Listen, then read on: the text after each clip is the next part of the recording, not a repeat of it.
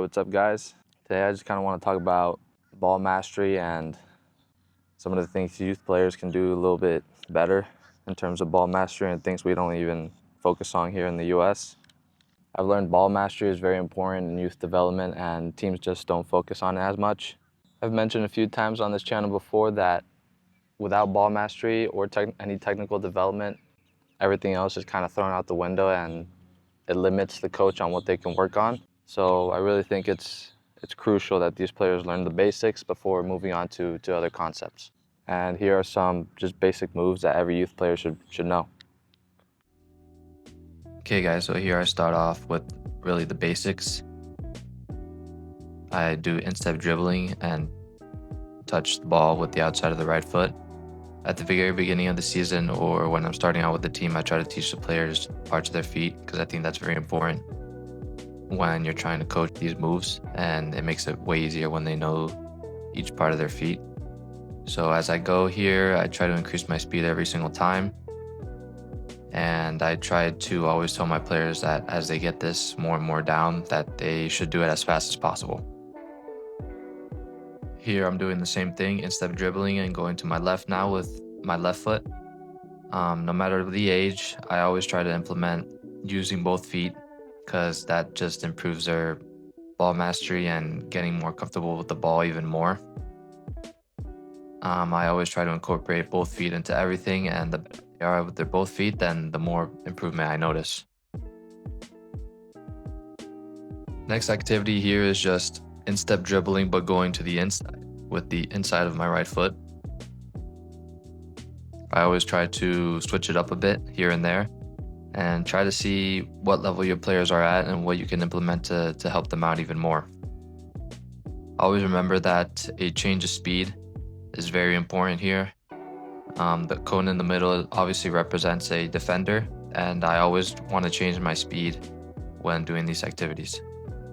This is instep dribbling with a roll with the sole of my foot.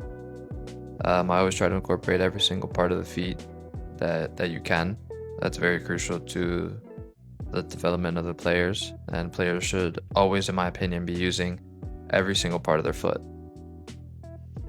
This next one is using the top of my foot and taking a touch after every step with a roll.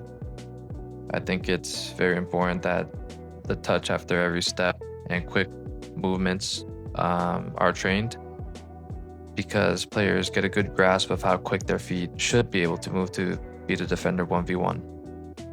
This next one is the same thing, but going with the outside of my right foot, and also incorporating a touch after every step and using the top of my foot. The next activity is using the top of my foot and going to the inside with the inside of my right foot. Also doing the quick feet.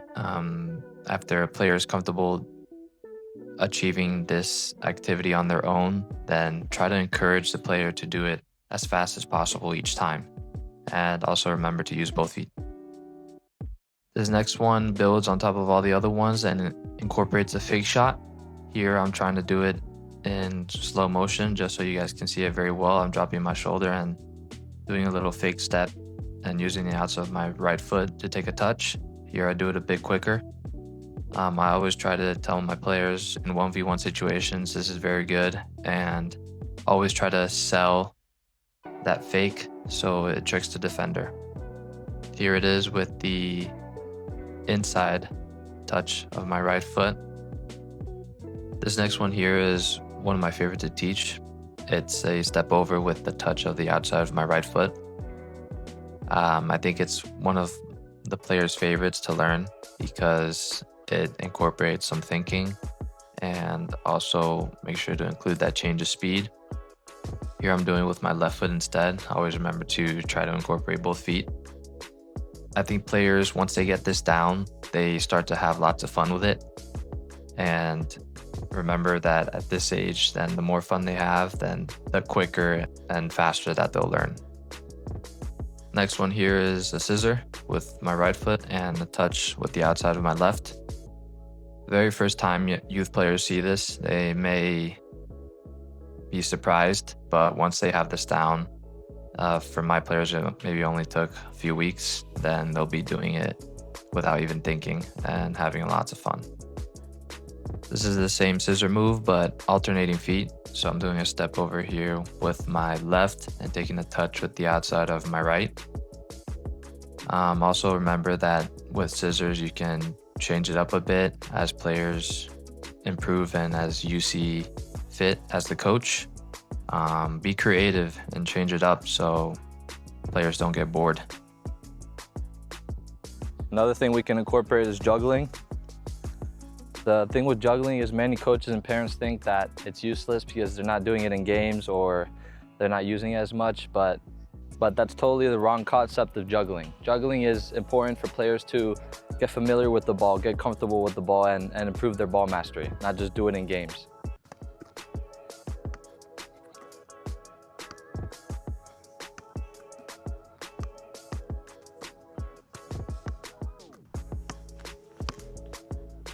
So guys, I hope these ball mastery drills helped and you can really get something out of this as a coach or as a parent or even as a player.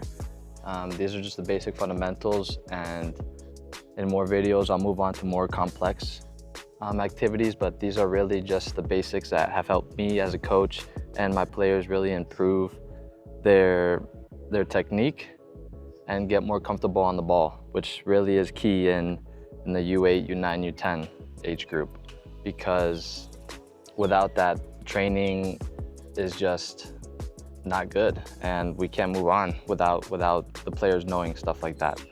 But anyways guys, I'm gonna end the video here. If you enjoyed, please like, subscribe, thumbs up, and I'll see you in the next video. Peace.